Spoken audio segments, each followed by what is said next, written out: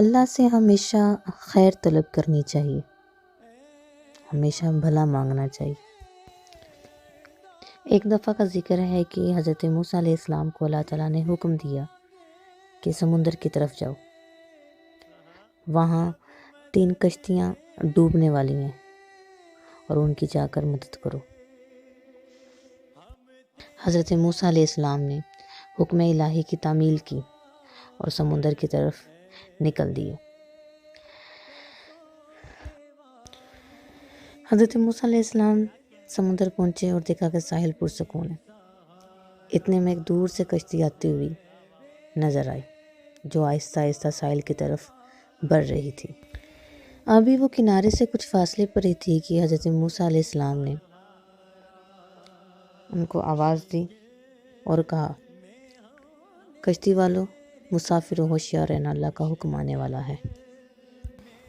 انہوں نے جواب دیا کہ آپ جانتے ہیں نا کہ اللہ کے حکم کو کوئی نہیں ٹال سکتا اور ہم اسی کے بندے ہیں، اس لیے اس کے حکم کے پابند ہیں۔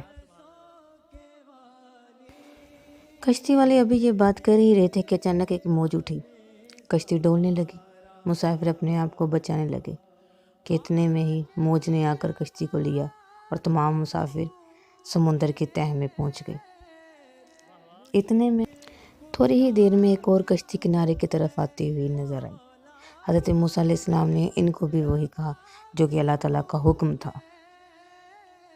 لیکن انہوں نے بھی یہی جواب دیا کہ ہونی کو کون ٹال سکتا ہے، جو ہوگا وہ ہو کر ہی رہنا ہے۔ اور ایک موج اٹھی اور اس کشتی کو بھی بہا کر لی گئی۔ حضرت موسیٰ علیہ السلام اللہ تعالیٰ کی حکمت کی سوچ میں محو تھے۔ وہ سوچ رہے تھے کہ اللہ تعالیٰ کی اس میں حکمت کیا ہے کہ اتنے میں ایک تیسری کشتی کنارے کی طرف آتے ہوئی نظر آئی۔ حضرت موسیٰ علیہ السلام نے حسب سابق ان کو بھی وہی نصیحت کی کہ اللہ کا حکم آنے والا ہے، اپنے گناہوں سے معافی مانگ لو اور توبہ کرتے ہوئے آہستہ آہستہ کنارے کی طرف بڑھو۔ کشتی والوں نے جواب دیا ہے، اللہ کے نبی، جس طرح اللہ سچا اس طرح آپ اللہ کا نبی بھی سچا، یعنی آپ بھی سچے ہیں۔ اسی طرح اللہ کا حکم بھی اٹل ہے، ہم اللہ کے حکم کو تو نہیں روک سکتے، لیکن اللہ کی رحمت سے ہم مایوس بھی نہیں ہو سکتے۔ ہم اللہ کی رحمت سے کیوں مایوس ہوں؟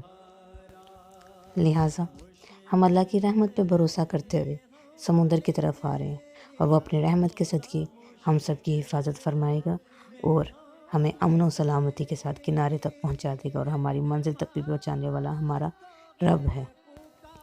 حضرت موسیٰ علیہ السلام کشتی والوں کا یہ جواب سن کر خاموش ہو گئے اور وہ آہستہ آہستہ کنارے کی طرف بڑھنے لگے۔ جب کشتی بحفاظت کنارے آ لگی، حضرت موسیٰ علیہ السلام یہ سوچنے لگے کہ اللہ تعالیٰ نے تو 3 کشتیوں کے ڈوبنے کا حکم فرمایا تھا، تو یہ تیسری بحفاظت کیسے پہنچ گئی سمندر کے کنارے؟ ارشاد باری تعالیٰ ہوا کہ اے موسیٰ، آپ نے سنا نہیں کہ تیسری کشتی والوں نے کیا کہا؟ انہوں نے میرے حکم کو تسلیم کیا اور انہوں نے میرے رحمت کو آواز دی تھی اور میری رحمت پر مکمل توکل اور بھروسہ رکھتے ہوئے آگے بڑھے، جس کی وجہ سے وہ بحفاظت کامیابی سے کنارے آ پہنچے۔ تو اس لیے وہ کشتی میری رحمت کے طفیل بچ گئی، میری رحمت کے صدقے وہ بحفاظت اپنی منزل پر پہنچ گئی، کیونکہ جو بھی میری رحمت کے دروازے پہ آ کر صدا دیتا ہے میں اسے کبھی بھی نا امید نہیں کرتا۔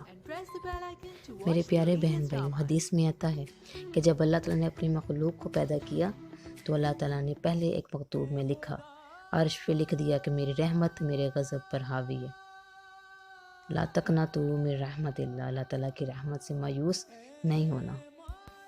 اور جو اس ذات پر یقین رکھتے ہیں اور اس کی رحمت پر، اس کی رحمت کے مطابق ہی یقین رکھتے ہیں، تو اللہ تعالیٰ اس کو اس کے گمان کے مطابق اور اپنے رحمت کے مطابق نوازتا ہے۔